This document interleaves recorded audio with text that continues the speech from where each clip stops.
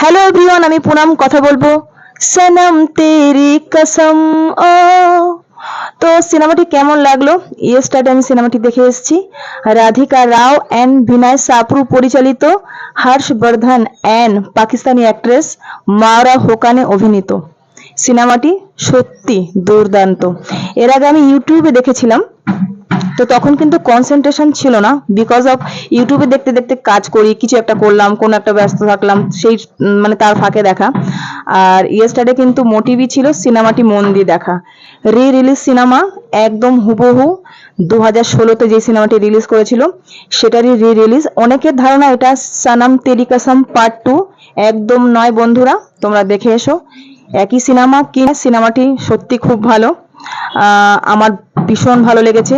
আর থিয়েটারে সিনেমা দেখার মজাই কিন্তু আলাদা, সত্যি খুবই ভালো লাগলো। 2 ঘন্টা 34 মিনিটের সিনেমা। আর গানগুলো খুবই ভালো। মিউজিক তো হিমেশ রেশমিয়া দিয়েছে, আর ওনার মিউজিক তো অবভিয়াসলি ভালোই হবে।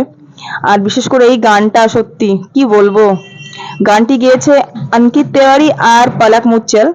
আমার তখনও মানে মানে কি বলবো, আমার হিট লিস্টে ছিল, এখনো হিট লিস্টে। মানে গান তো একবার হিট লিস্টে উঠে গেলে আর তো সেটা নিচে নামানো যায় না। স্টোরিতে দম আছে, খুব ভালো লাগবে। আর লাভিয়াপা বা ব্যাডাস রাভি কুমার দেখে সময় নষ্ট না করে আমি বলবো সনম তেরি কসম দেখে এসো। আর ভ্যালেন্টাইন উইক চলছে, গার্লফ্রেন্ড বা বয়ফ্রেন্ডের সাথে দেখে এসো, খুব ভালো লাগবে। আর আরেকটা কথা বলবো যে সিনেমাটির লাস্ট সিন, ও সত্যি লাস্ট সিন একদম পুরো কাঁদিয়ে দিয়েছে, পুরো চোখ থেকে জল থামানো যাচ্ছিল না। তো এরকম সিনেমা দেখার জন্য সত্যি টাইম বার করা উচিত সবারই।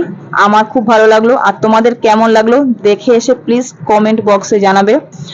তো thank you so much for watching সিনেপু। টাটা, বাই, টেক কেয়ার।